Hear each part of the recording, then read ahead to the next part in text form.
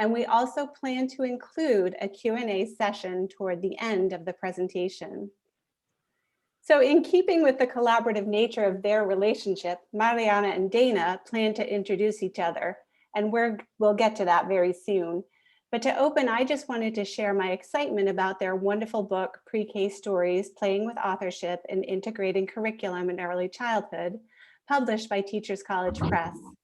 As an admirer of Mariana and Dana, I knew to expect great things, but I didn't know that I would find myself reading this professional text at the edge of my seat, sometimes even holding my breath, moved by the power and the urgency of their work. In our teacher education classes here at Lesley, we often speak of a theory to practice connection. In their book, Dana and Mariana offer us even more. Grounding us in narratives of the children in Dana's classroom, they connect us to theory and then challenge us to go further, inviting us to reconceptualize dominant models of teaching and learning, of literacy and curriculum, elevating us beyond debates about balanced literacy and the science of reading. Mariana, Dana, and the children in PreK East remind us that literacy learning is purpose-driven, and that purpose resides in student agency, in children's wonder at and inquiry about the world around them. We're so fortunate this afternoon to learn in community with Dana and Mariana, to become a part of the collective we who have the opportunity to imagine together new possibilities for classrooms as collaborative spaces, spaces where student agency and voice propel literacy and content learning. So welcome to Dana and Mariana. Well, thank you everyone for being here. We're so thrilled to be able to share some of our work. As those of you who've been in classes with me know, I'm terrible with technology, but I'm going to share my screen and attempt to run our presentation while we also present. So bear with me as things go wrong, because they always do when technology and I intersect. Let's see here. Yeah, it's okay. Dana, while you're, were you going to say something about the chat?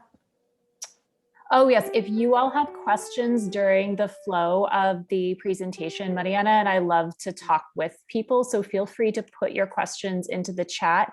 And Mariana, I hope this is okay. I had just said Marianne will or Erica will jump in to let us know as questions emerge. So if this presentation is showing the way I think it should be showing, I'd love to get started by introducing my dear collaborator and mentor and friend, Mariana Soto Manning.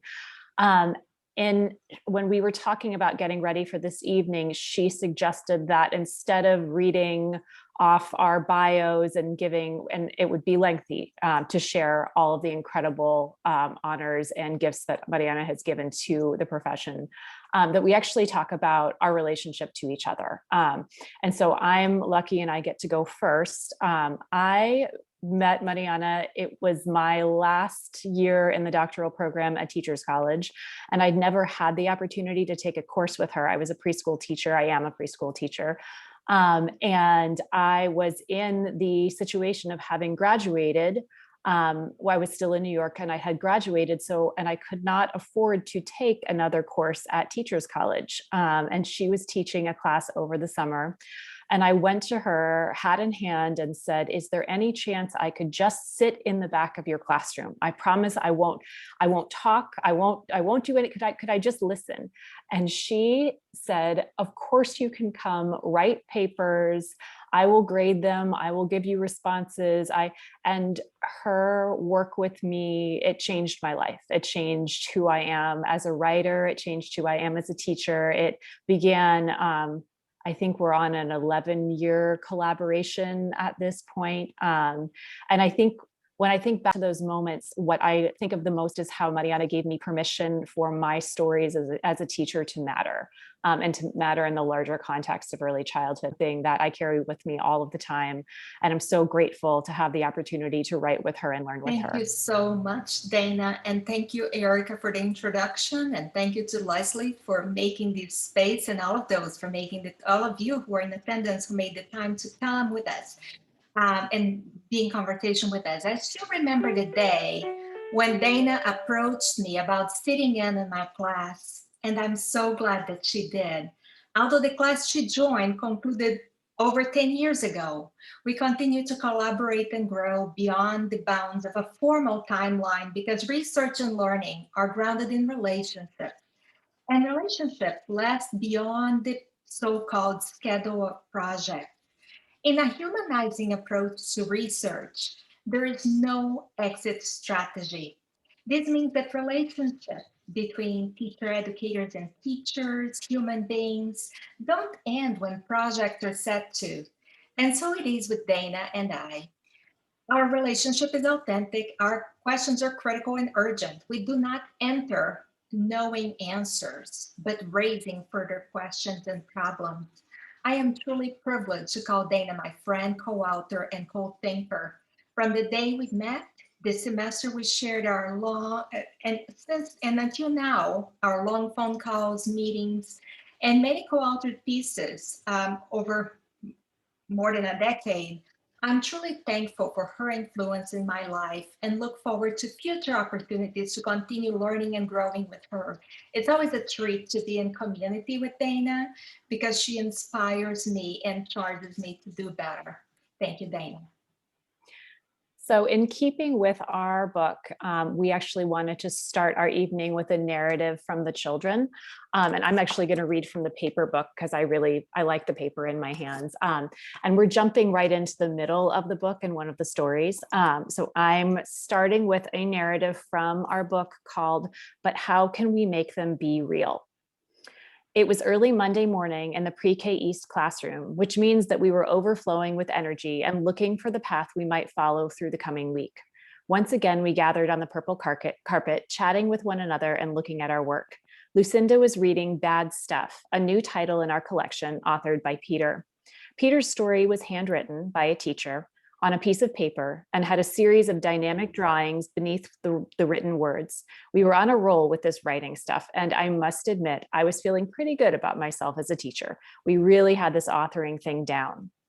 The kids were developing, performing, authoring, and writing stories all over the classroom. New work was emerging all the time, and the momentum had sustained itself for over a month now. We were moving right along. It's always in these moments of self-satisfaction that you know you are headed for a crash, and thus it was on this Monday morning.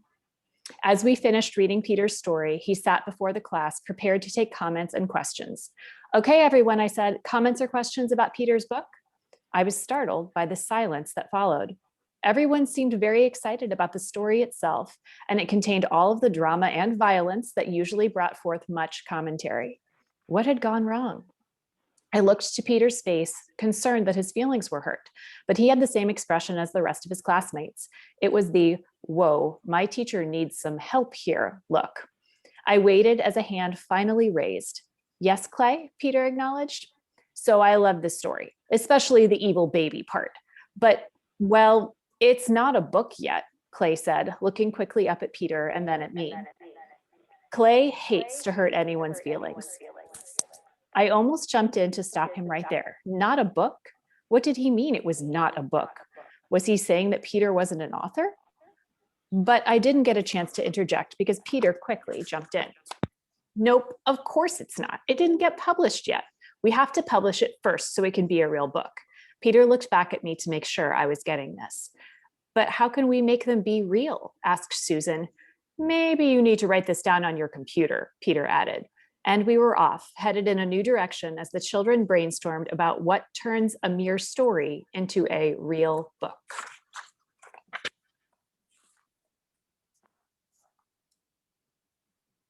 And so we open with this to invite you into the body of the classroom and the stories that fill the pages of our book and the investigations that the children engaged in around what makes something real, what makes a book real, what makes a story real, and what makes a person an author.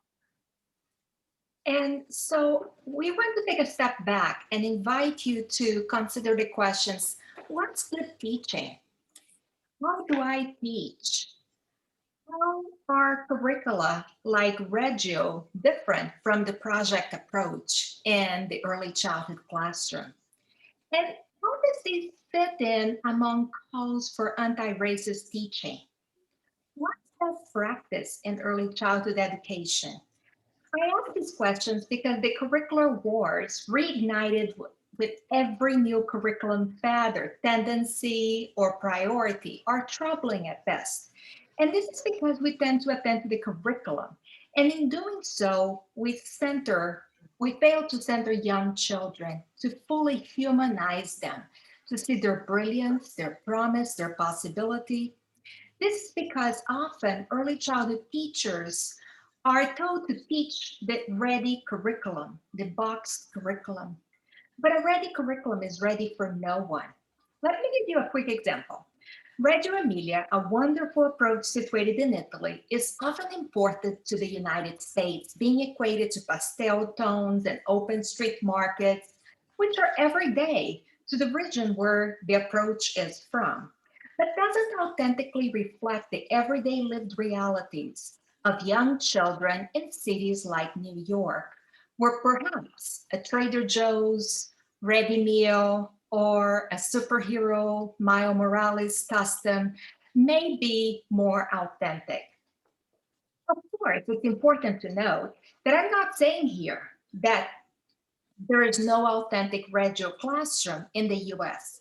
What I'm saying is that, as Freire posited, when we import and export curricular approaches, tools, strategies, we're likely to fail, to fall short, because we're not centering the children we teach or their everyday lived realities, their ways with words, their stories, their communities, what they know. As such, here, Dana and I, we invite you to reject simply importing and exporting approaches. Instead, reinventing them in ways that are meaningful to the context where you and the children with whom you learn are. This means that instead of centering curriculum, we need to center children, honoring their questions instead of trying to silence them, making space for their stories to expand instead of trying to constrain them to a certain area and time in the day. It's important for us to really honor their full humanity, their interests. And if curriculum is anti-racist, if children are not in it, they are not going to be positioned as problem solvers. So teaching, especially teaching for justice, especially humanizing teaching, means that teaching is situated and contextual. As teachers, though, it's really important for us to recognize that teaching is political. What we teach, what we don't, the materials we have, the images and stories we center are all political choices. And sometimes without even noticing, we tell children that their stories are not real, that they are not authors, that they need to learn how to shape the circles and lines before they can orchestrate the arc of a story, ignoring the ways with play, with words that they have been altering, revising, and enhancing from the earliest years. This is because children are born literate. They read the word later on, but they read the world. They recognize that perhaps all of a sudden a shirt becomes a cape and they re-signify symbols. And so today we're going to invite you to think about children as authors, not as emergent literate beings, but already authors. We're going to invite you to think about pre-K stories shaping the curriculum in the pre-K classroom. And most importantly, we're going to invite you to play with authorship as you integrate and braid curricular areas in ways that communicate high expectations while providing critical spaces for young children to ask questions, learn, and develop as problem solvers. So in order for this to happen, we must consider the how. So I want to briefly explore the multi-layered process of engaging in teaching that's equitable and just. Because content doesn't make teaching necessarily just. There's a lot of work that needs to be done. It's a complex process. So first, it's important to start with ourselves at the interpersonal level, exploring our beliefs, our assumptions, our values as representative of our cultural priorities and socialization. This entails, of course, self-discovery and working to examine and interrupt biases. But that's not enough. At the interpersonal level, it's important to attend to interrupting microaggressions, everyday aggressions, not because they're small. Microaggressions refer to the fact that they're everyday recurring aggressions and that are ingrained in our lives. Such interruptions include, for example, questioning when folks ask, where are you from? Where are you from? Where are you really, really from? Where are your folks from? Those are questions that are microaggressions to those who look like me. Dana may never be asked some of these questions, or your name is so hard to say. As teachers committing to problematizing a status quo of inequity, it's always important for us to hold these interruptions centrally in our practice. Sometimes there are compliments that are not really compliments, such as you're so pretty for a dark-skinned girl. When confronted with these microaggressions, silence is complicity or violence. So this should guide our relationships, not only with our coworkers, but with children, with their families and friends. I'll start with these to say that we're not focusing on the two first layers. Today, we're focusing on the organizational layer, but we want to make sure that you understand that like everything is working at once in the system to change what we do. And this self-examination and this interpersonal relationship reworking happens again and again as we're engaging in this process of promoting justice, of teaching, of creating spaces that center microaffirmations in the classroom. Everyday microaffirmations, sometimes a head nod, a smile, a moment lifted from the block area to the classroom meeting that becomes a story and eventually perhaps a book.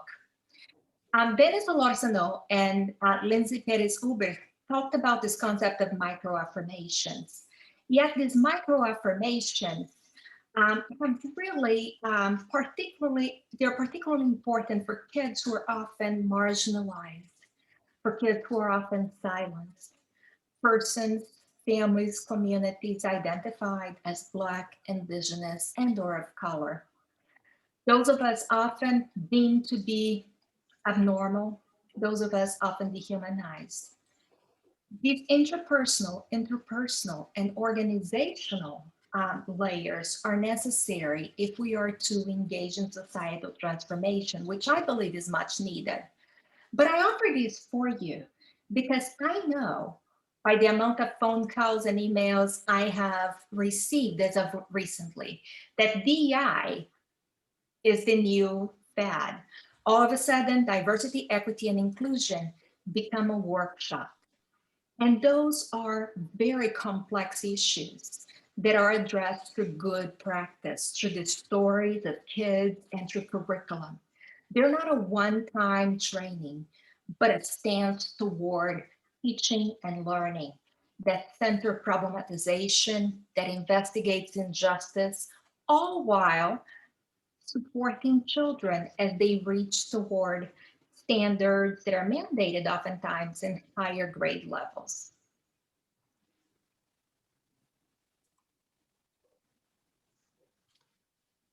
As we move forward, I think that when Mariana first brought up the idea of the curriculum wars, as a teacher, it really ignited something in me. I'm not sure if others who are here today experience this as teachers, but I often feel like I'm not enough. Like I am always being pulled in this direction and that direction, needing to follow the new, most innovative thing so that I can be a good enough teacher, so that I can serve my children best. And it often leaves me feeling scattered and overwhelmed. And the thing that I think most about is that it makes me forget myself and the children. It orients me away from the classroom, the children, who they are, and thinking about what Mariana was saying, who they are as political individuals, as children who are processing the larger global world, making sense of that. And when I can't see them because of the clutter of all of these different curricula, then what is happening to my teaching? What is happening to the classroom? So that's what this book is really about. It's not about a new curriculum. It's not about a new set of practices or a new PD to sign up for. It's about how do we orient ourselves inward toward the children, and how do we grow curriculum through the children? And how do we pay attention to the people who are already there, the children who are always there, and us who are the constant in the classroom. So this slide is just an example of what that looks like in starting that notion of story. You hear Margot here saying stories come from in your brain. You think about a story and then you write it. And right there, you hear a child who's not looking outside for a story, but looking inside for a story. And in response, the morning message, good morning, PreK East. Today is Monday, December 5th. We have PE. We have been talking about making books. Your teachers are wondering, where do stories come from? How will we get the stories for our books? What do you think? Love, Dana and Lucinda. So thinking about these spaces that live in our classrooms that are already there, how are we inviting the children's stories, the children's ideas, and the identities of us as a community into the core of the curriculum, and then growing the curriculum from there. And that's what we're really inviting you to do in our book and in our presentation this evening.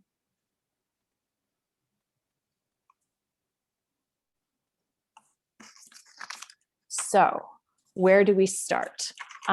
We wanted to start by reading another narrative from the book. And this one is called That's the Story We Were Making. Many months had passed since the great sand and water catastrophe. We had discovered one another and ourselves in relation to one another. We had slowly become a community with all its connectedness and dysfunction. The shape of our days felt familiar in this cold month of February. We were secure in our expectations and in ourselves. This was the fertile, confident ground in which new possibilities could grow. A much more effective cleanup process than our first had been accomplished, and we were assembled on the purple rug once more. All eyes were turned on me again in expectation. There was a story card in our schedule for this time, and the children looked closely, eyes searching for the book. No book was produced. I took a deep breath and began. Once upon a time, there were sharks in big blocks. They were mean and wanted to eat the people on the boat. I walked across a special bridge so that the sharks wouldn't bite me. Hey, that's what we were playing, shouted Marion. Shh, I replied, I'm not done with the story. Then the shark jumped up and bit me. I had a really big cut on my leg and I wanted a Hello Kitty Band-Aid. The class nodded at these details. Then I was crying, I explained, because I was a baby and I needed help. The big shark that bit me, that was me, announced Peter. He came and said, I'm actually a good shark and I didn't really hurt you. See, that's just a pretend boo-boo. I looked down and he was right. It was pretend. The class smiled and shared understanding of the differences between real and pretend boo-boos. I still wanted a Band-Aid and the baby shark said, oh, I have one in my first aid kit. He gave it to me and then I was all better. Then we played together in the baby shark pool because I was turned into a baby shark too. The end. That's the story we were making, said Margot. Yeah, but we didn't say the end in it. We kept playing till the bell rang, added Scott. It's not like the real story because it's just a game, declared Susan. But it is, Marion argued, because look, Dana said it during story card time. Look at the schedule. They all looked. They were right. I told the story during the story card time. So maybe it could be a real story. One of the initial challenging elements of this work is how do we position children as authors? How do we help them to see that play is important and to see play as learning? And one of the things that you'll see Mariana and I talking about through the course of this evening is children occupying official spaces in the classroom. So thinking about spaces like the schedule cards and positioning children's authorship and children's stories within those spaces, whether it's the morning message or the daily schedule.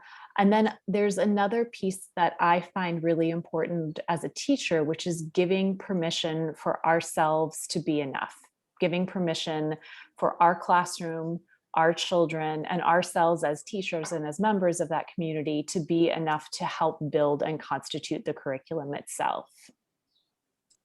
And so I think that one of the things that we need to remember here is that often teachers look outside of the classroom for expertise, for something new, for something that's working. And so we encourage you to start from within, learn from the children, frame play not only for the children, but their families as real work. And one way of doing that is to position play narratives as fixed. Because even in preschool, children already arrive with certain assumptions about who has the knowledge, how to behave, what is a book. There's some aspects of their socialization that construct this idea that the teacher is the knowledge holder. And part of it is really undoing that assumption, troubling it. And starting to connect, positioning display narratives as text, connecting the play and written language. Now, that doesn't have to happen automatically. Initially, it can be through pictorial representations, oral storytelling. But as teachers, as early childhood teachers, it's really important for us to recognize that we are sponsors of literacy. We do have, in the eyes of kids, a certain power, if you will, to sanction literacy within the classroom. So how do we not separate, fragment what kids are doing in their sophisticated authorial attempts and the writing of letters and words and sentences? So really thinking about expanding the definition of literacy to see that children arrive with stories, they arrive as authors. And in fact, if we take the time to cultivate, to sustain those stories, they become a lot more sophisticated than if we immediately go to the writing of sentences or names or words, because a lot of that connection is lost. It's more about finding a way for those stories to get out so that others can have those stories, as opposed to forcing words out of a child. So we wanted to really press on the importance of starting by positioning young children as authors. When they try out different voices, different characters, when they bring in different situations, when they're trying out, and even when they're challenging our assumptions, such as the end. Nobody said the end, we just kept playing. So really thinking about how do we negotiate the space for them to feel empowered and agented as authors. And so that their stories continue to evolve, and so do their understandings of who they are as authors.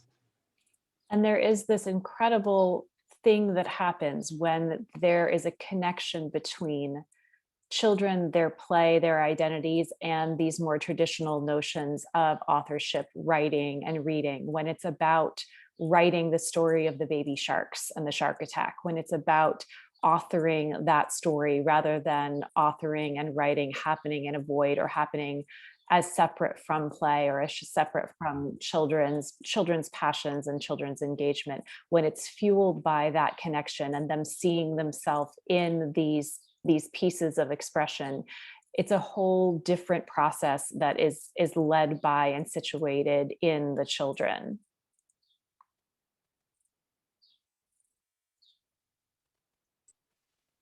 Although Dana's pedagogical practice braids the project approach, emergent curriculum, and critical approaches such as critical literacy to teaching and the pursuit of justice, the shape of Dana's practice orients to the critical cycle as framework. So I want to stop here and talk through the critical cycle so that you have a little bit of a framework to orient and to make sense of these stories that we'll continue to share. So the critical cycle comes out of the work of Paulo Freire, and in particular, the culture circle pedagogy. And it really starts by teachers learning about pressing issues, about critical issues from the community. So really teacher as learner and blurring that boundary between learner and teacher. For that thematic investigation to occur, we have to embrace humility, the understanding that there is no one is ignorant and no one knows everything. No one's ignorant of everything and no one knows everything. So there's more expertise distributed in a classroom than in any one person, even if that person is the designated teacher. So thinking about collective investigation is really important. But the moments where things bubble up a bit and there is resonance, that's when the generative theme generates from the everyday life of the classroom to the moment of a culture circle, if you will. So that's when generative themes that are generated from the bottom up by the participants of the classroom community are identified. And you start to problematize, to ask, for instance, how did this come to be? Honoring the whys that young children often ask. This is dialogue, and dialogue is very different from performing talk. It's very different from standing your ground, but it's this encounter of ideas where you live with an expansive understanding of what that issue is, of what that problematization is. And so that may last beyond a meeting. It may go through a whole week. It may go home and bring different perspectives or artifacts. And so until that ocean, that turmoil that Dana talks about starts to calm, when those waters become, um, in a way, navigational by the children, then they can move together toward problem solving and then engage in transformation. Sometimes the transformation is internal, more at the emotional level, and sometimes it is more instrumental at the societal level.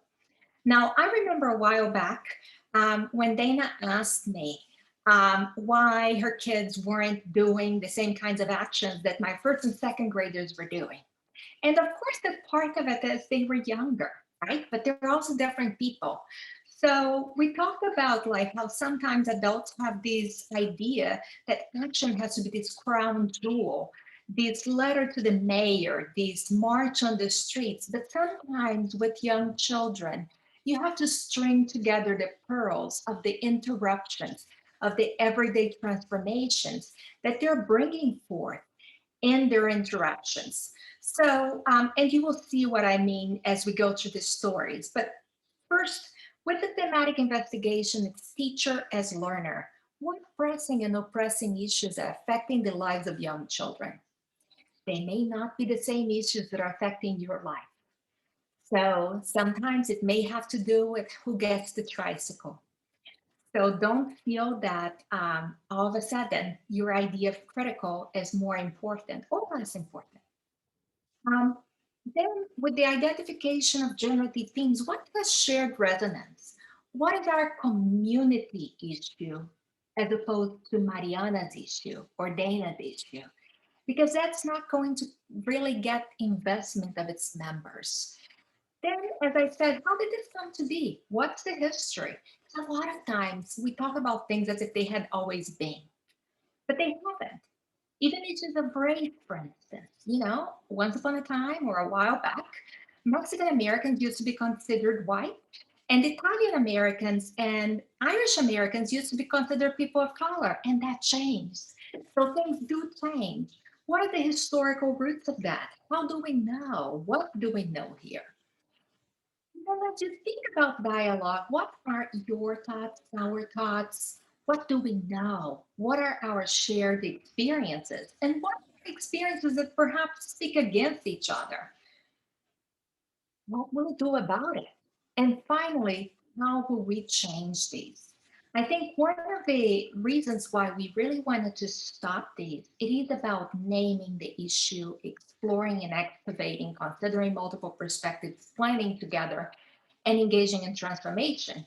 But from my perspective, it's more because a lot of times we assume we know what the issue is and we immediately demand a solution instead of really supporting the work of children themselves developing a solution or an action.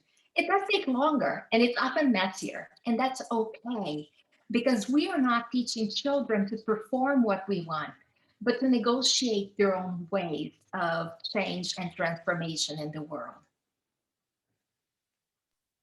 And I'm going to tell a little more about the shape of these conversations and how those evolve, but I think I may tell those stories at the closer to the end of our presentation. But the one thing I did want to say is that when you look at the shape of this kind of conversation, I know that as a teacher of very young kids, the language can feel a little intimidating. You know, well, what does this really have to do with my 5-year-olds, my 4-year-olds?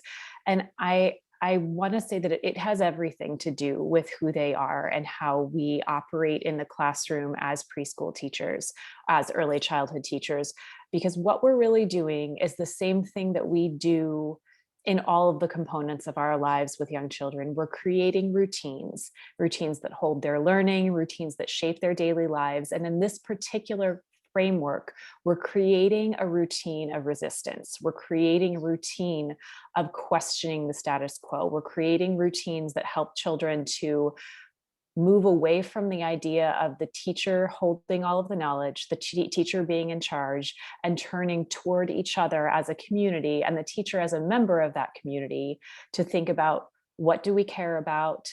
What are the problems that arise? How are we going to solve those problems? How are we going to handle the fact that we all might believe different things about this and still come together and collaborate as a community? These are the critical conversations and the shape of that conversation that they hopefully will carry with them through high school and college and afterward. I mean, this is the heavy stuff. If I could teach children one thing, I think this would be the skill that we'd want them to carry with them.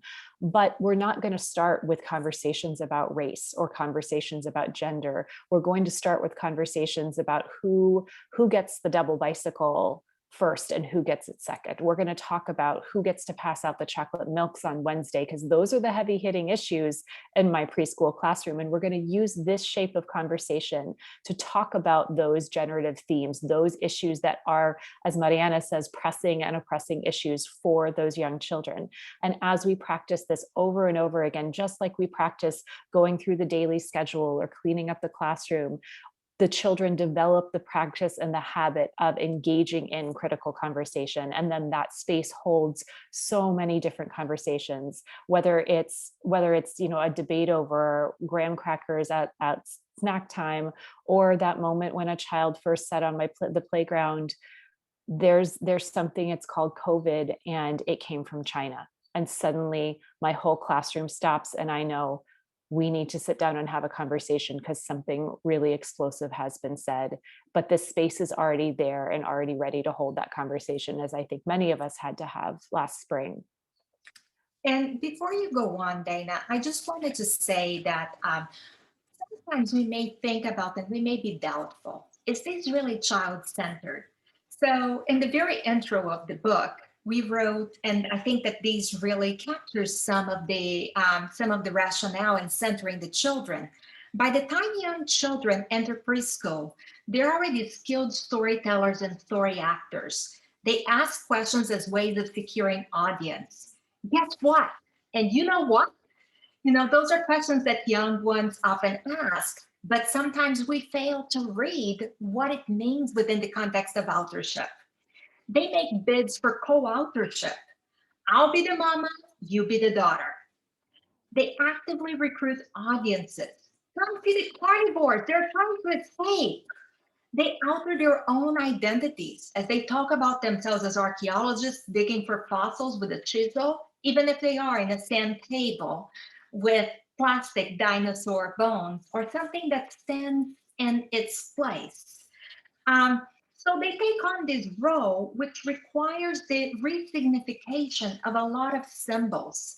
And if we can really think about how their storylines already display that knowledge of how languages are used within and across contexts, which is really what we come to call pragmatics. Like, you know that when you're talking to your mama, it's going to be different than when you're talking to your friend, for instance. We do that when we send an email to a professor or to the director or to a parent, and we send a text to a significant other. Those are different contexts.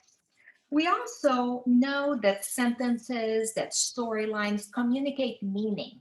And that is what we call semantics.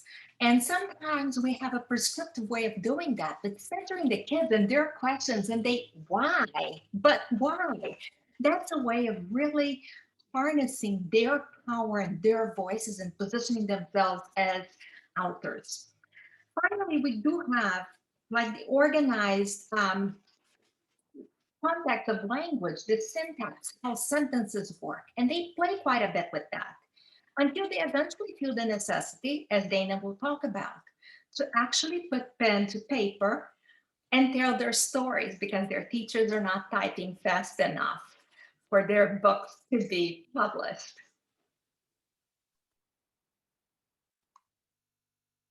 Okay, so we're going to move into a little more about the story in the classroom, and I am going to read another narrative from this year in the classroom. So this is called "Let's Have a Publishing Party." One day we were meeting, looking closely at one another from across our circle and thinking about our work.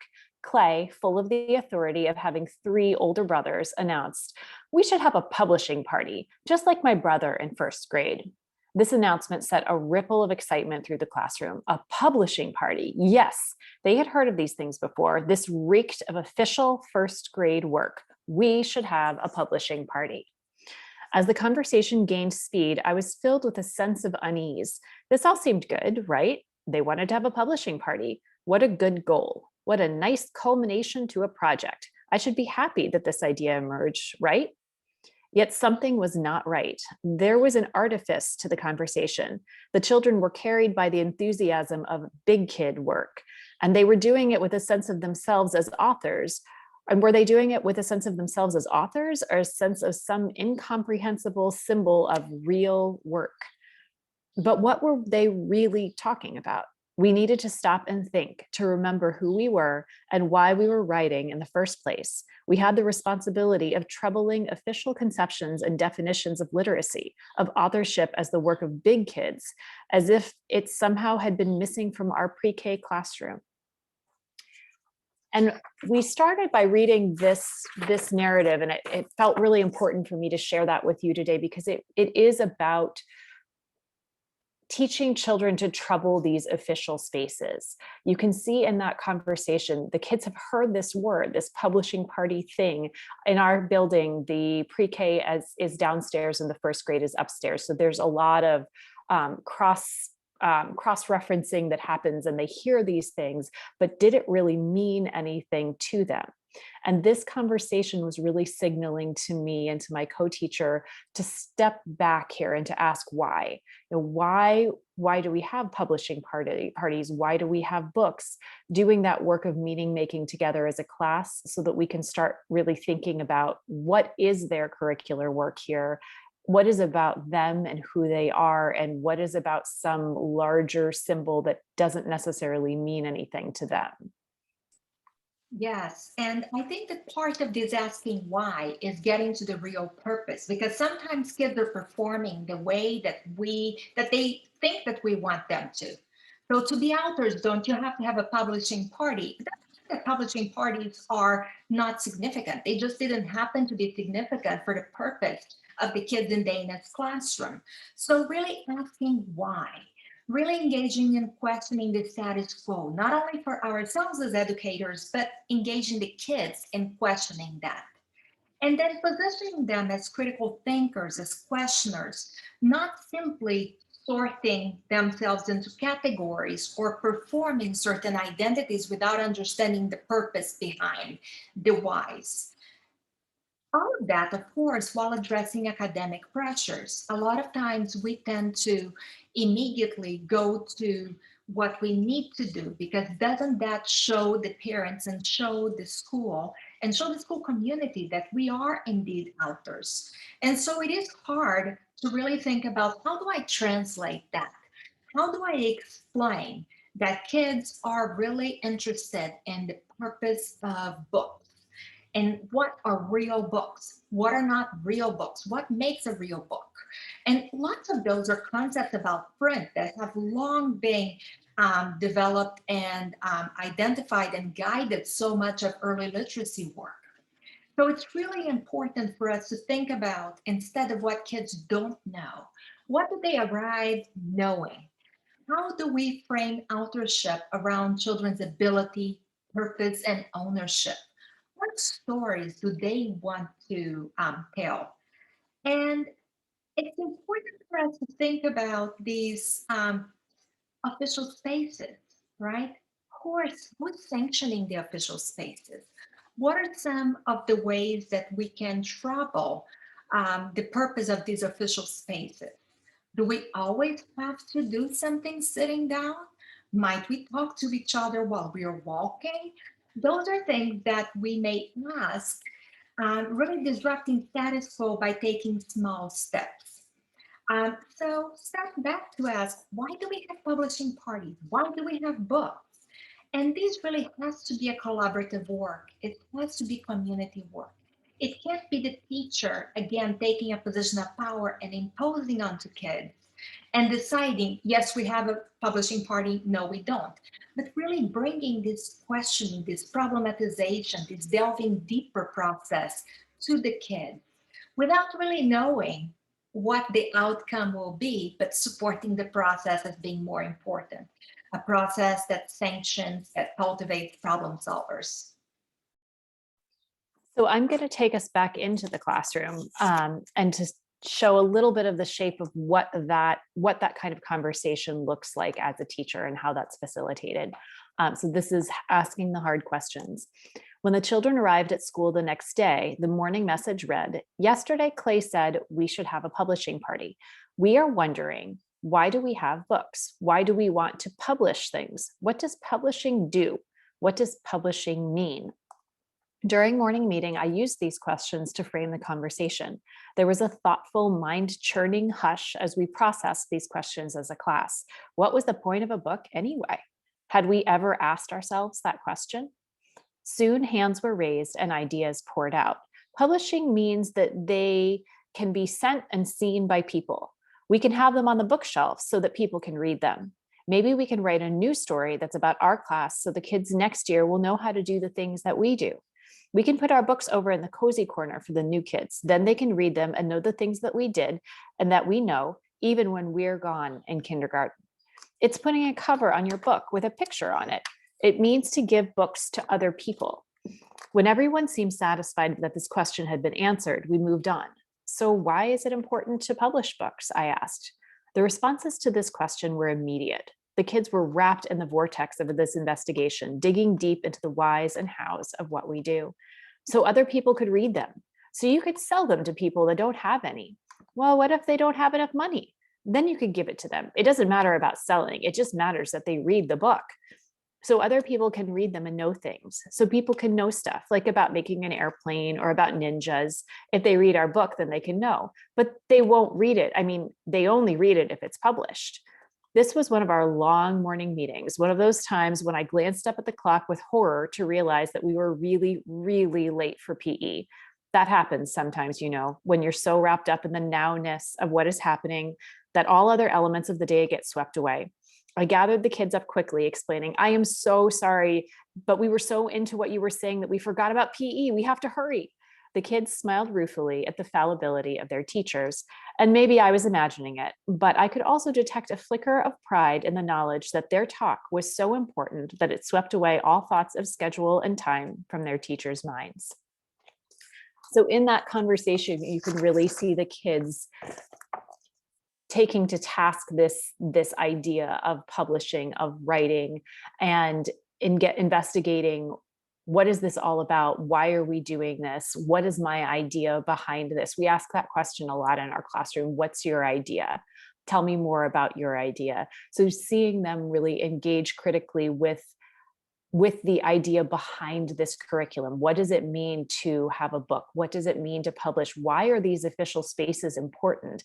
And as they delve deeply into that, you can see a huge meaning-making process emerging, a web of meaning around this process that they're going to be engaging in, that lends power to the idea of publication, to the idea of books, and allows them to construct meaning that's not about my big brother says, that's not about, well, teachers do, or in school we, but it's about, in our classroom, we figured out that publishing means this, and that stories mean this, and that this holds value and import to us as a classroom because of us asking those questions. And even just the act of resistance and defiance in being allowed to ask that question, being able to question these official spaces of book and publishing and writing and literacy, that you are allowed to ask that question. You need to ask that question. We're not going to decide for you that this is important. You get to decide whether it's important or not. And this you is the collective you. It's not one child speaking over others. So really thinking about, how do we foster this space where children can engage critically in asking questions with the curriculum, with the intention, with the criticality, the investment, rather than just following certain structures that are already there, but that they may not understand why, just because someone else did it. So really thinking about this process as really developing their schema for schooling, but also for authorship, for reading and writing, but for authorship more broadly defined. And this came to life within the context of Dana's classroom, for example, through oral storytelling, which is often forgotten, but so accessible to families and young children. We're not going to be talking about the oral storytelling part of it too much here, but I encourage you to check it out, because I think when we talk about speaking and listening, we often talk about these very contrived assessments. Whereas when families come to tell the story of when kids were little, or whatever other story they tell, they bring in different ways with words. They come to understand each other differently. So it's an interesting process of really getting kids to develop not only an understanding of schooling, but a schema that has been developed collectively by them about schooling and about themselves as learners and about authorship. And it does take a bit of time, but it's knowledge that they develop in a very foundational and powerful way. And I want to close this slide by reading just the last chapter to this particular story in our publishing party conversation, because I think it's really nice to see how the children took this on, and the children defined what happened with this original idea and the schema of the publishing party. As the work continued, I wondered if the idea of the publishing party would emerge again. While I wanted to think carefully about the work itself, I did not want to deny the children's interests if this felt to them like the culminating goal of the work. Somehow the work had shifted, though. The classroom was humming with story performances, stories written on computers, stories scribed by teachers, and child-written stories with a variety of symbols, approximations of writing, and invented spelling. The children's questions and ideas were taking on sophistication as they began to consider their more informal writing, notes taken by teachers, labels placed on drawings, with the ideas of making real books and publication. We were entering new territory. In the midst of this flurry of activity, I stopped to chat with Clay about his publishing party idea. I didn't want him to feel forgotten. Hey, Clay, I began, I was wondering about the publishing party. Are you still thinking about that? Clay was busy illustrating an elaborate story called Secret Spy Places and looked up at me with a kind but harassed expression. Nope, I'm too busy writing the stories. It's kind of different from first grade, and we get to write more books than them anyway. They don't have time to do so many because they have to do math time and stuff. He turned away from me. It seemed the issue was closed. I stood up and made to walk away when I felt his powerful 5-year-old grasp on my arm. Dina, wait. Secret Spy Places is almost done. Can I read it during the story time on the purple carpet? He asked urgently. Of course, I said, smiling as we silently moved past the publishing party and onto new things. So here it's really important to note that Play dismisses the publishing party, not because it's a bad thing, but because it no longer holds the most meaning or importance in the face of authorship. To be an author in preschool, one does not have to perform in the same way that first graders perhaps are expected to perform. And so asking those whys, clarifying the purpose, and ensuring that there's collective ownership is really important work. So we wanted to take you then into where do we go from here? What does it mean to create the body of this book project, which was what emerged during that classroom year? And so instead of trying to travel through what was a very busy and lengthy semester, we decided to take an example of one of the books and to explore a little bit about how that emerged and what that meant to the classroom. And in this, we also want to refer back to the critical cycle, which we were talking about a couple of slides ago. I find it so interesting because if you look at that cycle, you can see how things, they don't always happen in a sequential nature. There's a story of a beginning to end, but the end is also a beginning. And as you're beginning again, you're starting to ask those questions again, and it folds and wraps in on itself and becomes this really rich space. So when you start thinking about our story and the story of this book project, we initially had these questions, that generative theme around, well, what are stories? What are books? What is publishing? And we were investigating that, which led to what I would say is an action, that sort of social action at the end, which was we wanted to have a book project and make books. But that book project in itself is only a beginning of engaging in this process again and asking those questions again and problem posing again about the content, the shape of books, what gets to be a book, whose story gets told, whose story doesn't. So as we are ending, we are also beginning once again, and that cycle is wrapping around itself and deepening our learning. Before you go any further, I wanted just to quickly read the titles of some of the chapters for the book so that you can see what areas they span.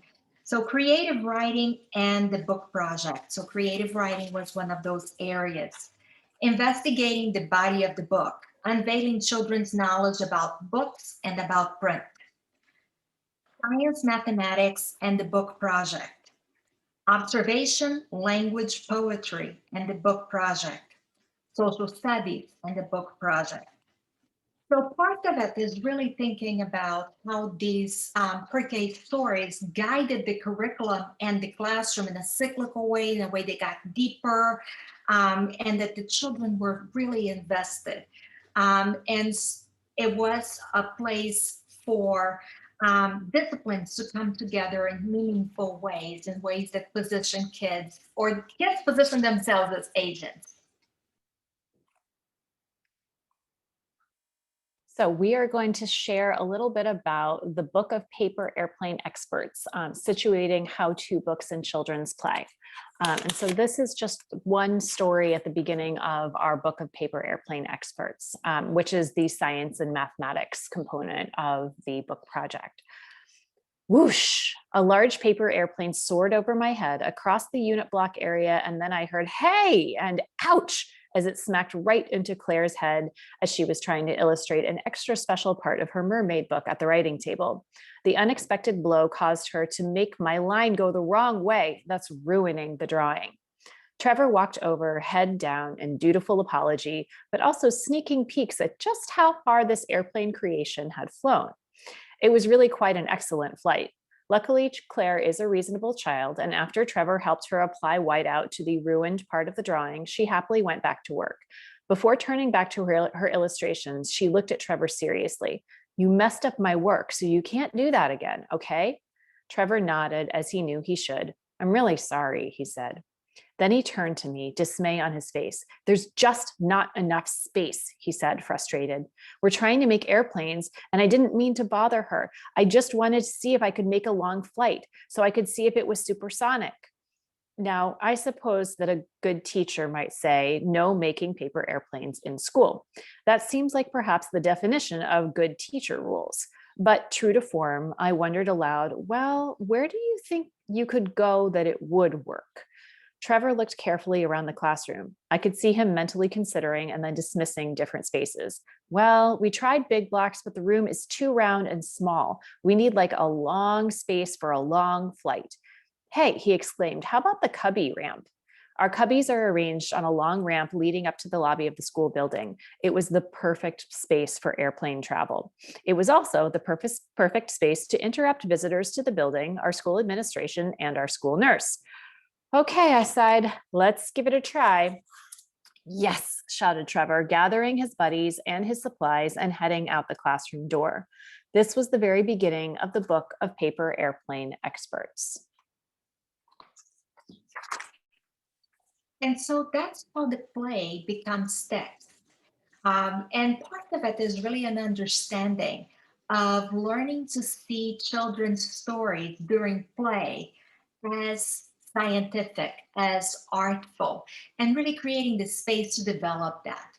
And by science, I think one of the things that we had to do was really to abandon some of the definitions of different disciplines that we had been schooled, that we had come to understand in our own schooling, and learn about what does it mean to do science, to do social studies with young children today in terms of definition. So we have here that Wong and Anchori have defined doing science encompasses learning to question, observe, classify, communicate, measure, predict, infer, experiment, and construct models, as opposed to merely learning facts, concepts, and theories someone else has concluded, which was more in alignment with perhaps a traditional schooling. So learning to see the children's stories, the play as stories, and the play as scientific, and reading and writing toward acquiring information. They were, in effect, really working in a book that could be labeled a procedural text that would meet New York State second grade standards, or would be the expectations for first grade in their own school. But instead, they were in a child-centered way, investing in the details and accuracy of this paper airplane experiment, because they were experimenting with science themselves. They were measuring, they were predicting, they were inferring, they were keeping very close records. And they felt that they had something to share. They had something to tell, and they wanted others to know. So they would preserve that memory, that remembering in a book. But just because it is a remembering, just because it's about something that happened, it doesn't mean that it's non-scientific. So one of the invitations that we have for you is thinking about how do we abolish some of the borders of disciplines so that children can be their whole selves and bring to the fore not only authorship, but scientific, mathematical concepts and development. They're oftentimes way beyond the expectations for their age level. This space really provided the high expectations and high levels of support, and was located within a site of high interest and investment of the children.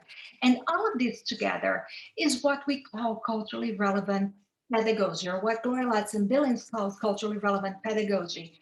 It's high expectations with high levels of support, because if you don't have the support, the children will fail. So what supports do they need in order to ensure that this happens? It does mean becoming competent in your own cultural world and in at least another one. So really thinking about what are some different understandings here. And finally, really thinking about critical consciousness. In this case, really, why can't the ramp be used as a paper airplane measuring track. It makes perfect sense.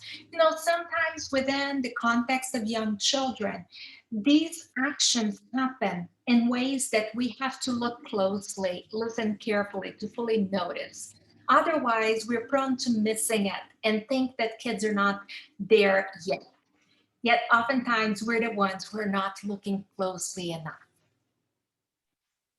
We chose to read from this particular book in the book project also because of the way that the play represented in this book is often a boy gendered kind of play, and thinking a lot about how official curriculum in school is often positioned around what we typically see as girl gendered play. And even in the interaction, you see a boy and a girl sitting quietly at a table, boy playing with a paper airplane. So how do we engage with that, and how do we lift up all of the different shapes of pet play and integrate those into the curriculum? How does active play, how do airplanes flying across the classroom become a book, become authorship? How are we helping the kids to see the serious, important work that they're doing through these processes, and engaging that in the project rather than dismissing it because it doesn't look like what curriculum is quote unquote supposed to look like. So the next chapter in that story is called A How-To Book Emerges. The work of the paper airplanes continued as new theories were offered, new constructions were made, and new engineering plans tested. We watched videos of family members showing their own designs and tested different ideas. The experts who led the project were getting overworked. Everyone wants us to make planes for them all the time, complained Peter. Yeah, I can't even fly my planes because I'm always helping someone, added Alexander. It's getting to be a lot of work, Trevor sighed. I couldn't help myself. I'm sorry, but sometimes that teacherness just jumps in and I cannot stop it. I wondered, is there a way that the kids could know how to make the planes even if you weren't there or doing it? Trevor, wise Trevor, with the first grade sister took the bait. We can make a book, he crowed. It can be a how-to book. Trevor, Clay, Peter, and Alexander looked closely at all of their work, the pictures we had taken and the words we had documented. They made choices, shared ideas, and thought about what was most important. When they were ready, they shared their initial ideas with the class. As we looked at their work as a classroom community, we wondered how this book might be different than other books. The children offered the following ideas. This one shows you how to do something. You can make something with this book. It's real, like you can really make something. Other books are just stories. The pictures are also different. This one has real pictures of people making planes. The other books have drawings. Sometimes books are about stories and characters and stuff. Sometimes they're about making things or how to do things. The airplane experts sat at the front of the room, important, in 4 chairs lined up, sharing their ideas and setting off inspiration throughout the classroom. As they shared their draft and ideas, the class noted what worked in their book and offered comments. The authors developed new ideas and identified edits that they would like to make. And again, in this space, you really see kids occupying official spaces in the classroom and taking control, leading a morning meeting, and then taking these ideas like the how-to book, which again is connected with another classroom, an older standard. And you see children stepping into these spaces and occupying the space of how-to. This is how you make a how-to book. This is how it's shaped around who we are, our identity, our play. And then also how it becomes a space of resistance as well, both for them and for me. Even remembering that and being back in that moment, there's this piece about what a good classroom looks like or what a good teacher looks like. And typically it doesn't involve paper airplanes flying through the air down the lobby in front of the nurse's room.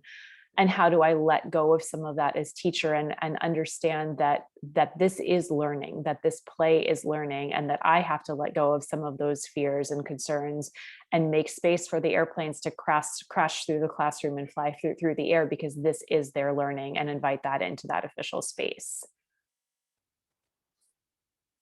So to close this part of the presentation, I wanted to share just the end of the book of Paper Airplane Experts. One morning, when the work was finally done, there was a crowd around the art table. A group of children from the other pre-K class had joined us, and they were all peering at something. When I approached the table, I saw the book of Paper Airplane Experts. Children were looking at the pages, carefully pointing at the images and making folds in their papers. They were talking, "No, you do it like this. See, wait, Peter folded it like this." Different planes were emerging as they thumbed through this new book. The Paper Airplane Experts were not really relieved of their duties. Far from escaping the work, they were drawn to the excitement their work had created, helping out, explaining their ideas, and jumping in when "you're doing it wrong." The book was well used by the end of the day, and we had to print more copies of it. This book was a new tool, and we were making good use of it. And I will say this book still lives in my classroom, and the kids that are represented in it are now in 6th grade. So it is something that has stood the test of time. And the children alongside each other, alongside Dana, were co-generating curriculum. A lot of times we don't think that such young children are capable of co-generating curriculum, especially if you're not in early childhood. Early childhood, we know that they are, but really thinking about how is it the knowledge that's shared in the classroom, that the texts are inclusive and mirror those who are in the classroom, who are part of the community. So we wanted to take a break from talking at everyone and give you all a little time to engage around some of these narratives as well. And we're really hoping that these stories that you're hearing feel familiar to you, that they feel like something you could recognize in your own classroom and your own experiences with children.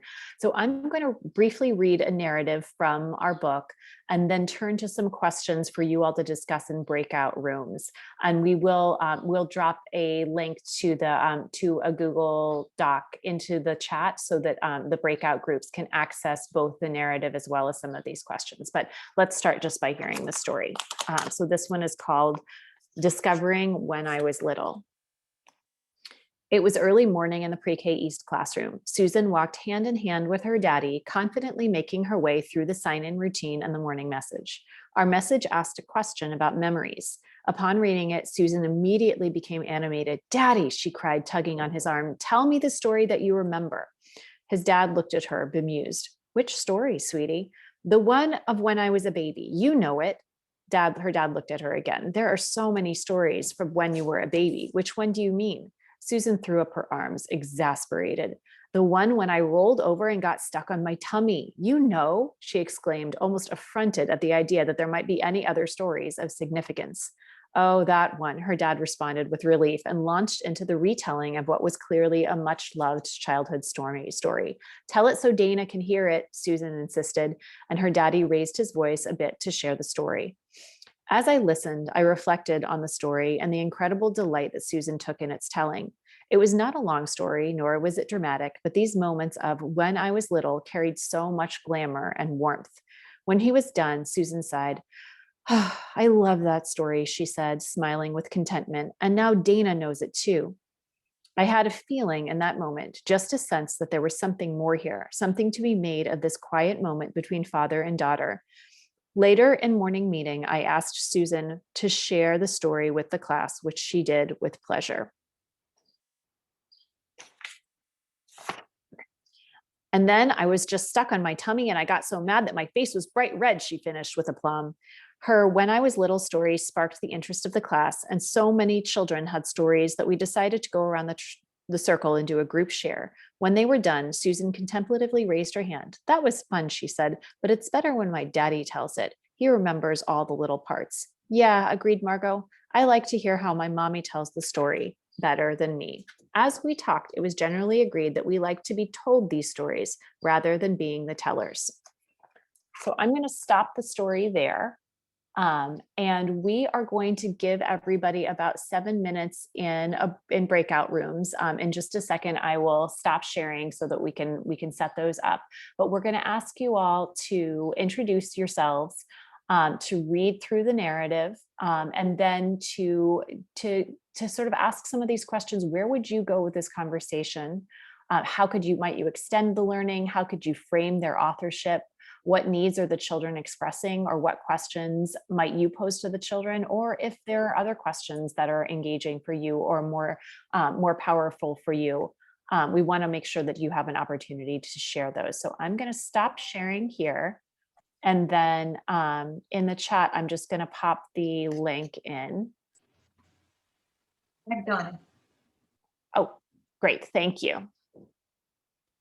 And we're going to head to breakout rooms, and we'll be back. We'll come back in about 7 minutes.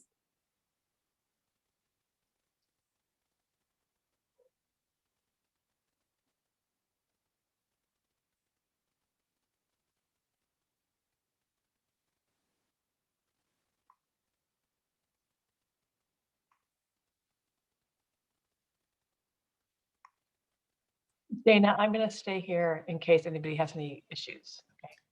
I think I'm going to stay here as well. Okay. Yeah, whatever you like. Yeah.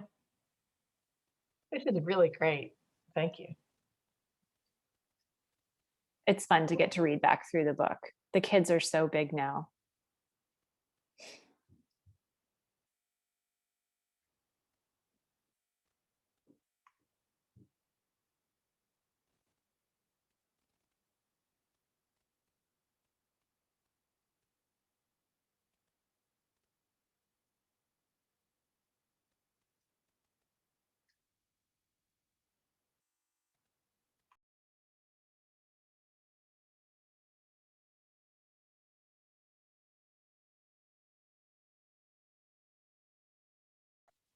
I love the way you guys are going back and forth. It feels very natural.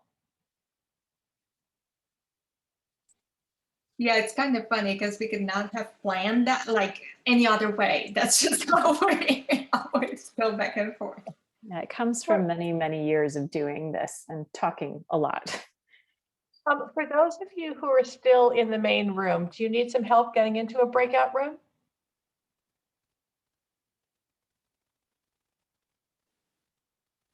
No, people may have walked away from their computer for a second. Or they may not have the ability to do that if they're in an iPad or a phone. Oh, So right. that's okay too. We'll be back in like 6 minutes, 5 minutes. So just stick around and we'll bring you back in. And there's more. Yep, I have a timer set.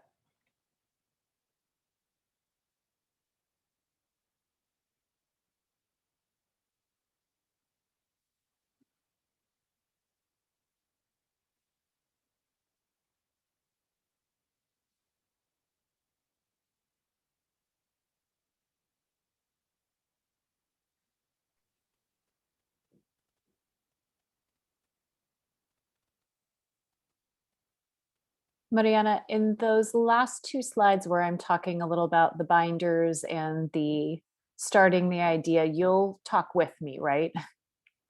Always. That's what we always do.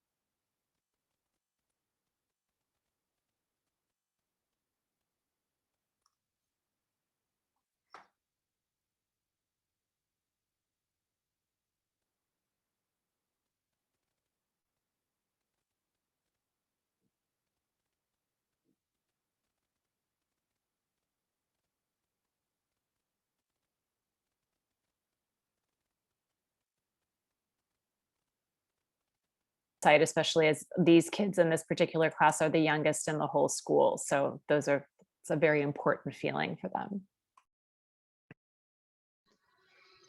I could share something. The group that I was with talked a little bit about how children have so much powerful um,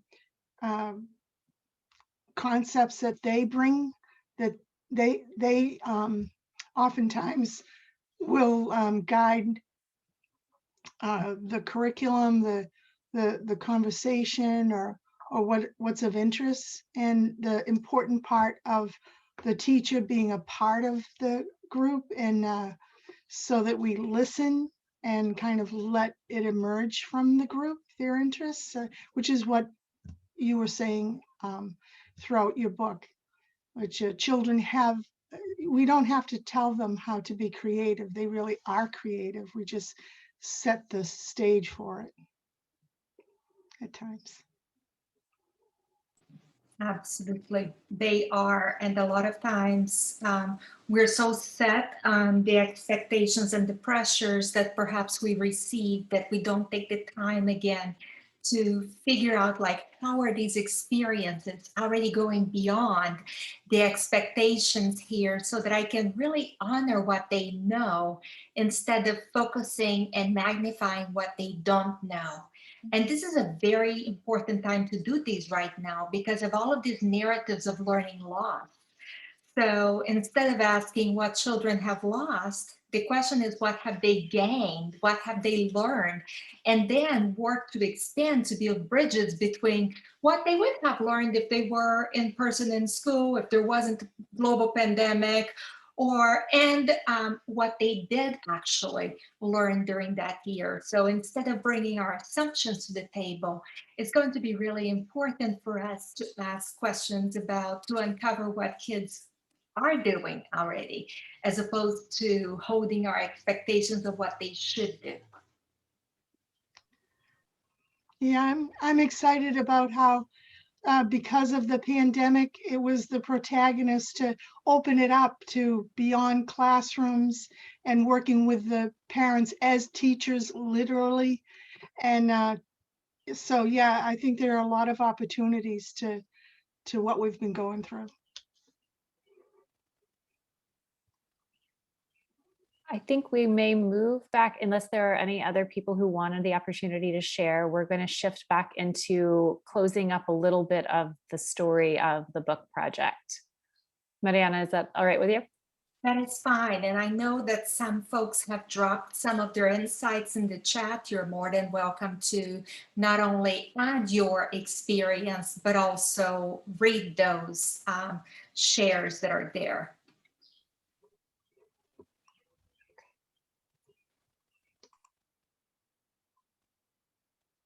All right, so we are shifting back into the project and looking. Dana, we actually can't see the slide. We can see the speaker thingy, so it needs to be shifted. Thank you. All right, let me No stop and worries. fix it.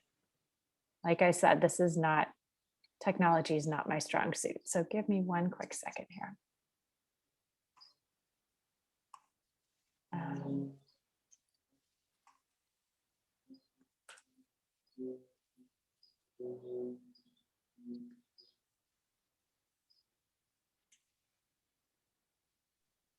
Let us know, Dana, if you want one of us to pop the slideshow up. I think I can fix it. Sorry, everyone.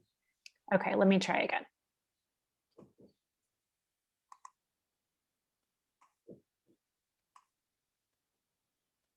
Is that better? Yeah. Okay. Thank you for bearing with me, everyone. So we are going to start or to look at the experience of reflecting back on the book project 3 years later with several of the children who were a part of that process.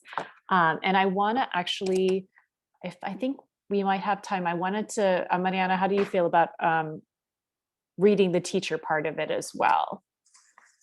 Sure, I think that that's fine. I think that part of it is when we're doing something new, there's always this doubt. Is it really going to work? Are they really going to remember? So Dana's going to be reading narratives, really thinking about what are some of those lessons that a lot of times we're not privy to in terms of what the kids take with them beyond our classroom. And when we were writing this, she suggested that I should go back and talk to the children to find out what did they remember. And it took me a long time to do these interviews. And I realized that I was very afraid that they wouldn't remember anything at all. That this thing that had been so important to me wouldn't carry the weight for them. And so this is part of that reflection and that story. This is called Don't Step on Anything because it will break. It's really old. My well-planned interview about the book project unfolded in just about the same way that all things do in the life of a pre-K teacher, chaotically. My plan, I always have a plan, had been to pick Susan up from her second grade classroom right after school and to sit quietly and thoughtfully, just the two of us in the pre-K room so that she had plenty of time and space for her thoughts. In reality, our time was curtailed by a last-minute faculty meeting, and the quiet peace of my classroom was thwarted by several children whose families were late for pickup. I'd also forgotten about Susan's younger sister, Bella, a current student of mine, who was also firmly ensconced in my classroom. She was not about to be left out of this discussion. This was her classroom now. I raced over to Susan's room and gathered up her things, needing to rush back to my classroom where another teacher was keeping an eye on my kids. Susan stepped out with an excited but awkward smile. I felt suddenly nervous at the artificial feeling of the interview mirroring Susan's awkward expression. Good grief, I thought, how on earth is this going to play out? At the last minute, I decided to also gather Trevor from the other second grade room across the hall. I had planned to interview them both individually, but in the moment, it felt right to have them both. Trevor scampered out with a mischievous grin, giving me a big hug and nearly plowing Susan over as we began walking. Hi, Dana. Hi, Susan. Let's go. It's hot outside. We're having a special snack at aftercare. What are we doing? Why are we doing an interview? He asked, barely stopping for breath. Here was the dispeller of our awkwardness. Well, because I want to know what you think, I said. I'm writing a book and it's about your book project, so I need to know the things that you remember. Trevor nodded his head, satisfied with that answer. It was always wise for adults to take their lead from what children know. Suddenly, the awkwardness of the earlier moment was quelled as the two children erupted into conversation about the upcoming ice cream social and the possibilities for ice cream flavors that might be served. I sighed and my nervousness began to lift. When we arrived back in the classroom, two children, Bella and Harry, were left in my current pre-K class. Worried about the ways they might impact this discussion, I began to scramble for possibilities of where I could send them when Susan and Trevor again revised my plans. Come on, guys, Trevor said, stop running around and sit down on the purple carpet. Yeah, added Susan, every inch the big sister. This is our project from when we were in pre-K. We can show you about it. But don't step on anything, called Trevor, dumping the contents of my book project folder unceremoniously onto the floor, because it will break. It's really old.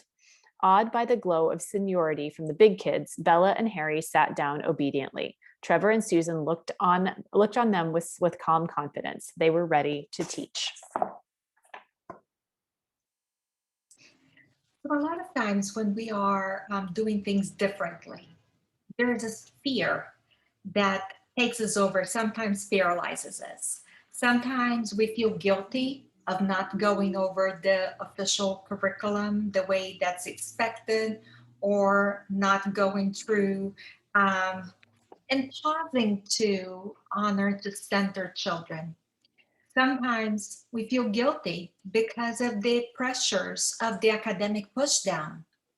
But it's important for us to ask, how can we use curricula such as these to center children, their knowledge, their ways of being in the world, and ensuring that they remember themselves as capable authors within the context of our classroom, especially when we are teaching young children, that will carry them through into their middle school years, adulthood.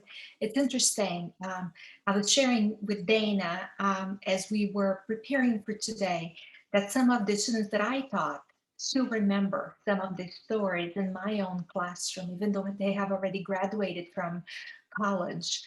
And I told her, I said, because I taught them first and second grade, and I taught them to read, but not one of them remembers that. They remember that special story. They remember the book they made. They remember a project that they engaged in. And so I think that part of it is really thinking about, we're not doing the academic work. It's just not letting the academic work push out the children from the center and take away the joy and the happiness and the agency that's negotiated in everyday stories. So this child-centered project works for children who might live on with them. And that's what Dana was trying to get. And I think that it's always something that I wrestle with quite a bit, especially because we think a lot about how our teaching impacts us, but a lot of times we don't take the time to ask kids.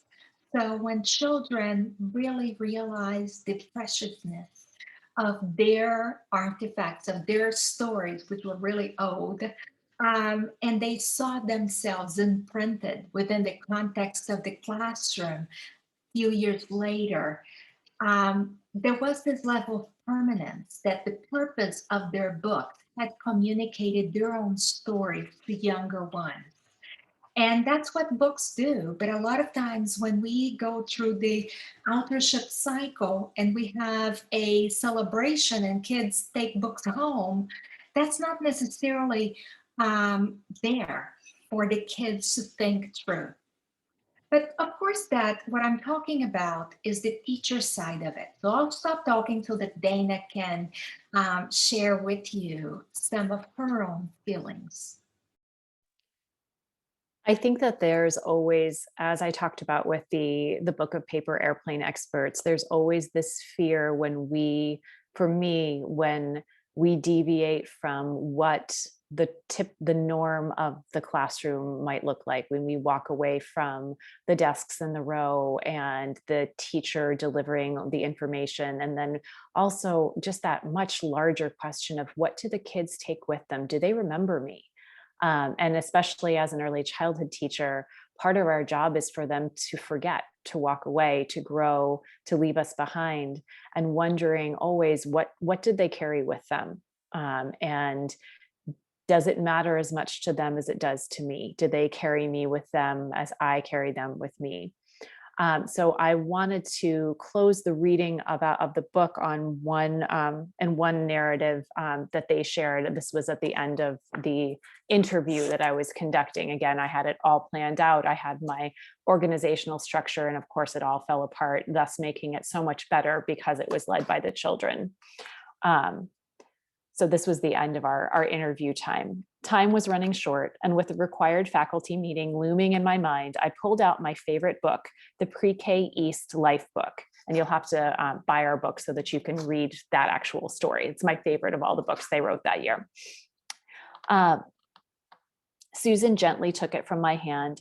It has all the, she stopped, breathing quietly. All the pictures of us, Trevor finished for her, looking at our class portraits, grinning on the back cover. Each child is pictured as he or she was in the first days of pre-K, not the formal school pictures, but with warm, sweaty faces dappled by the light of the playground. Susan and Trevor opened the book to the inscription, the children's words about the meaning of memories. Susan took one side of the book, Trevor carefully held the other, and without a word, they began reading the words to us, taking turns with each description of memory. Their two little heads tucked closely together, and I was still, stunned by the sheer beauty of the moment. The PreK East Life book seemed to demand a different kind of interaction with the children, and they continued to look through and read the messages in concert with one another, laughing quietly, each holding a side, reading to one another. Look, this is a story that Dominique wrote about me, Susan said with a smile. It's from the beginning of school and we were just getting to know each other. Oh, this is the story about the monster in the shed. We were all scared of it and different people wrote a story. We kind of all wrote the story because we were all playing it, added Trevor. Remember? People kept on throwing sticks in the shed and they were just disappearing. They said it was the monster getting the sticks in there. I almost thought it was real, Susan added sheepishly. Maybe there was just a hole on the other side of the shed, Trevor wondered, still trying to solve our shed monster mystery. This is yours, Susan exclaimed as she came upon Trevor's memory page. You read yours, read it out loud, then I can read mine. They continued through the book, reading snippets, caught in the beauty of those moments and these stories. I think we probably wrote this because everyone wanted to remember the great stories we had, Susan reflected. Then, tentatively, Trevor suggested, Dana, maybe I could bring in my binder thing that has the picture of me now on it, and you could show it to people so they know when they read this book, so they know. I would love that, I replied. Trevor smiled and leaned in close. He's not too big to be held, at least not yet. Dana, these are about who we were, but a little bit who we are, Susan said thoughtfully. As we packed up the books, I was reassured that they still remembered. The PreK East Life book had the effect that they had intended years prior as 4 and 5-year-olds, to elicit memories and to tell the many stories that made up the history of our particular community of learners, the stories of us. And so that was the end. That's the end of the book, the end of this particular story. And we wanted to move on to the foundation of how does this all start and how does this feel as a teacher? We don't have a lot of time left, but I just wanted to talk a little bit about what this feels like when you're entering into this kind of work as a teacher, when you step into this space of not knowing and of inviting yourself and the children to be the center of the curriculum. And I want to just say, I've been a teacher for almost 20 years. And every year I still feel afraid. We started there, we used the picture of the binders in this slide because there still always is that desire to organize the curriculum, to plan the theme, to know what's happening next, to have that shape of what traditional schooling looks like. And every single year I have to take a breath and know that the children will bring the content of the curriculum, that this will happen. It will happen every single year, and every year the stories will be different. Every year the project work, the shape of our learning will be different because the children bring with them their identities, the identities of the world around them at that time. And that if we're brave enough to take that in, that is the content and the center of the curriculum. And this doesn't mean that we are without structure. Structure is part of this process, creating those structures of resistance, as we talked about when looking at the critical cycle. There is a structure to it, but it's a structure that holds the uncertainty of, I don't know who these children are. I don't know what their stories are. I actually don't know who I'm going to be because I'm going to change in response to them. So how do we create the spaces and the routines that can hold that and allow those curricula to emerge and to deal with the uncertainty and the fear that come with being the teacher in that room that's carrying that not knowing and growing something new with the children every year.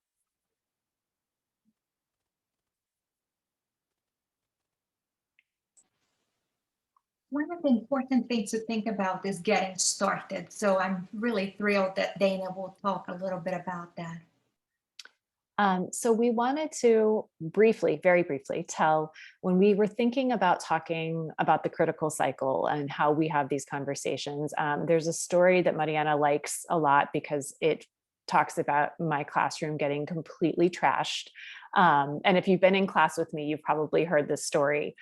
When we start these conversations with children, these critical conversations that you see happening over and over again in the book project, that really are the backbone of the classroom, we talked about how it doesn't start with the major issues of curriculum. It doesn't start with major issues of bias or race, or it starts with the critical issues to the preschoolers. So, and it starts with a lot of practice. So one morning, probably the second, third week of school, when kids have started to push boundaries a little bit, we were in the preschool classroom, and the classroom was really beautiful, like it is at the beginning of the year, before everything gets used a lot. And they were using the sand table, which had that gorgeous white sand from the very beginning of the school year that has yet to get filled with glitter and old pieces of crayon and everything else that fills it. And I was on the other side of the room, and I could hear the water running in the sink, which is positioned right near the sand table. And I saw that the kids were hauling my beautiful white sand into the sink. And the sink, of course, was clogging and slowly filling with water. And it took every ounce of my teacher power to hold myself from diving across the room and saying, you may not put sand in the sink, you're making a mess. And of course, the water got higher and higher. And suddenly you hear the big whoosh as the water spills out over the classroom floor. Immediately, you hear the chorus of, he did it, she did it, it's her fault. And they're waiting for me to come in and to say, who's in trouble, who's getting timeout, who's going to have to clean up this mess. And instead, we brought them back to the purple carpet and sat down and again began the cacophony of assigning blame. And we stopped and said, we're not really worried about that. Can you tell us a little bit about what happened? And slowly, when they realized that no one was going to be in trouble, the story came out. They've been wanting to build castles and wanting to build mountains with the sand, and it's really hard to build with fine sand when it's not wet. It just kept falling down. So they had an intention behind what they were doing. They were explaining they wanted to make volcanoes, they wanted to shape the sand, and they needed water. And as we discussed, they eventually came to the problem-solving process themselves. Well, why don't we put a bin of water in the sand table so then we'll be able to build towers and castles and we won't have to fill the sink with sand. And this became a really powerful tool for them to use, not only engaging in this conversation, but then coming in the next morning and seeing that their idea was present in the classroom. So conversations like that and practicing those over and over again, where we're handing over some of that power to the children, we're teaching them to, we're not going to be pointing fingers, that we're not going to be assigning blame, but we as a classroom are going to collaborate over these hot button issues like, can you dump sand in the sink and what happens afterward? And making sense of that process, and then coming back to that over and over and over again, where it genuinely makes meaning in the classroom and shapes what do we do? Well, tomorrow we're going to have water in the sand table with the sand so you can do the work that you're doing. That's the way we start. That's the way we start growing these practices with young children. And I really invite you to think about that and to invite you to take those pieces and make them make sense in your classroom, in your context, because we all live in different classroom spaces. But these tools really invite us to look towards our children and our classrooms and to make them the center of the curriculum. All without compromising the academics of the experience. In fact, actually raising the ceiling in terms of what is possible. And I think that the translating work of communicating not only to the administrators, but to parents and families, how this is allowing the kids to reach so much higher is a way of justifying the work and really ensuring that everyone is understanding this way of teaching, really centering on children's story and playing with authorship and integrating curriculum in meaningful ways, in ways that unequivocally center young children. And I think as teachers, when this year especially, but we're constantly dealing with this changing world and changing children, and what do we hold on to? And when we have practices such as these, that routine stays the same. The children change, the stories change, the world that we're living in changes, but that routine of that critical cycle and coming back to that circle, that conversation, that practice with the children, when we hold that constant, we know that we always have that space and we always have that orientation inward as we grow curriculum with children.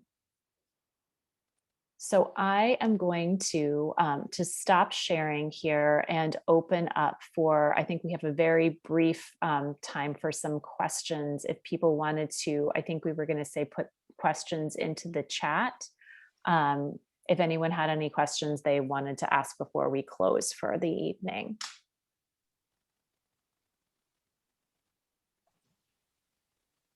As people are typing, I just want to thank you so much for bringing these stories of joy and important work in your classroom to us tonight. It was rich and fascinating conversation.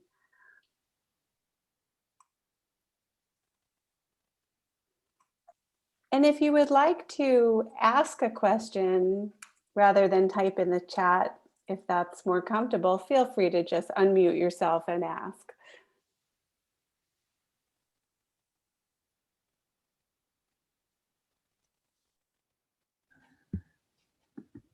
I believe Nancy is saying something, but I can't quite hear. Somebody wanted to know if we couldn't unmute when we were in our groups, and I could not unmute. I could hear them, but they couldn't hear me.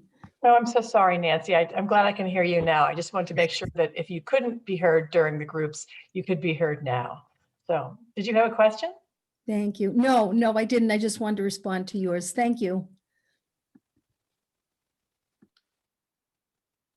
I'd like to ask both of the presenters, Dana and Mariana, where your love for early childhood education sprang from. What inspires both of you or did so that you wound up having this collaboration? Well, I think that those are, for me at least, two different stories. So I think that I am very interested in young children because they're always inquirers, they're always asking questions. And so, yet they're often being silenced. So I really wanted to listen in and raise the question and center the question. I think that part of Dana and my collaboration, I'll let Dana talk about that, really had to do with how do we always revisit what we do? How do we lean into conflict so that we foster more in-depth experiences as opposed to trying to manage what's happening and having control, which makes it look acceptable at times, but at the same time, it shuts down this space for growth and development and love that young children develop within the context of school. So ultimately, children's questions always have a way of leading to issues of justice, of equity, of inclusion, if we just create the space and encourage them to ask questions. Thank you. I always think it's funny because I had really never intended to be a teacher. And I had a fellowship right after college in a program, an early childhood program in downtown Boston. And as I was busily telling everyone, no, I wasn't going to stay here, I wasn't going to keep doing this, I suddenly found that it was all I ever wanted to do. And I think more than anything, what Mariana was saying about the questions children ask, they make me better. They make me a better person, a better human. And I think that it means that we get to be there at the beginning, especially as we're looking at the world today. And some of the things that I think make me depressed, or I look to them and I say, we get to answer those questions at the very beginning. We get to have those conversations at the very beginning when they're asking about the hard things. And when you're wondering as an adult, can I change any of this? Can I do anything about?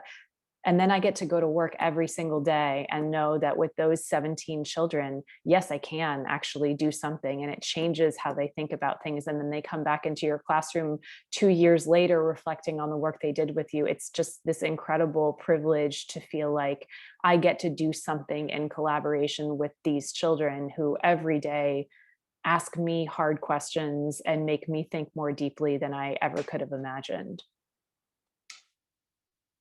I realize we are over time right now. Erica, I don't know if you want to close us out for the evening.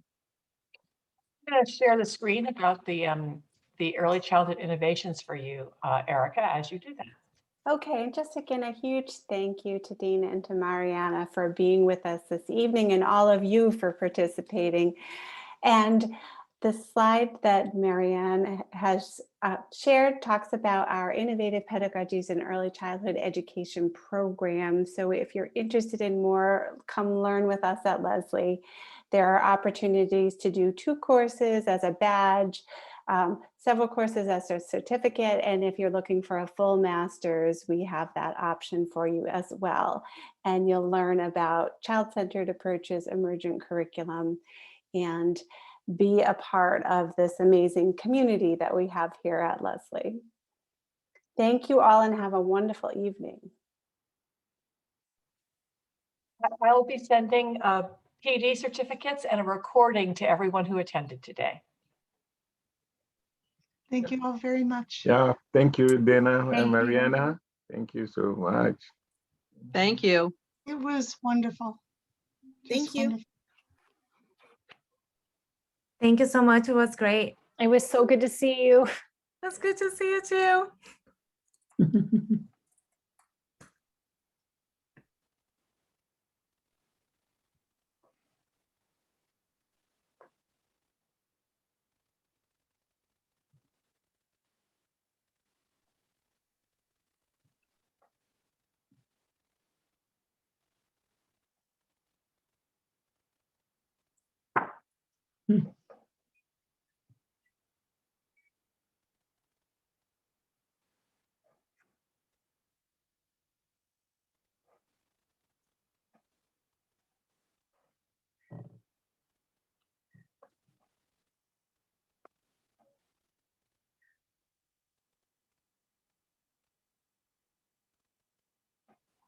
I'm going to sign off. Thank you, Dana and Mariana. That was wonderful, just wonderful. Thanks Love so much, Sue. your stories.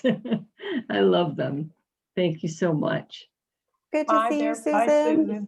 Bye, guys. I have Oh, the baby is screaming downstairs, so I'm Oh, going to head down and try to do some rescuing of the husband. It was great. amazing. Thank It you. was It was amazing. really Thank you, great. thank you, Really good. Marianne. Thanks. Thanks.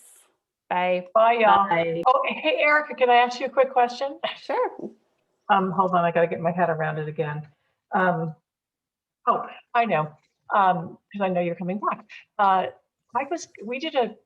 Martha and a couple, Oscar Palacio and Tatiana Cruz and I did a PD in Latinx studies for the high school in Lawrence. And an educator in Lawrence who also works at Endicott was there at the final presentations, and she contacted me because there's a group of universities who work with the Lawrence Public Schools around literacy and books, and it's more in the early childhood elementary range, and she wanted to invite us to be part of it's for next year. It's like part of an ongoing series of book talks and looking at things like authorship for younger, this very much like the kind of stuff you do with Marianne, the kind of stuff that Dana was just talking about. So I wanted to kind of set up a meeting with her. I can do it in the fall, but I just wanted to let you know, I'll forward you the information the little bit of information she gave me. That sounds great. Sounds exciting. Yeah, I think it could be a really good match. Unfortunately, Tatiana, I don't know if you know her, she's an awesome undergraduate history professor, and she's at race and equity studies, or Oh, yes. Okay. Yeah. she's leaving and she's going to Simmons Okay. because they want her to head a whole division there. So she's leaving. So our work at the high school is going to leave with her because she's the Latinx expert. Okay. But I think we have a foot in the door where we potentially, it went really, really well, where maybe we could, between doing this book project, we could also see about getting some programming in Lawrence, which is a really high need area. So Yeah, absolutely. Sounds great. good. Okay. Yes, I just thought, just while I was remembering it, I would tell you in person. Yeah, that sounds great. Yes, This went hey, well. you remembered to close the door. I did. Yeah, I It went did. really well. They're so amazing. Oh my They gosh. are. We're Yeah, so this- lucky to have Dana. Yeah. Yeah, this whole series has been really great. It's been very interesting. I've loved being part of it. So Yeah, time to plan next year now. okay, have a good night. Take care. Thank you. Bye.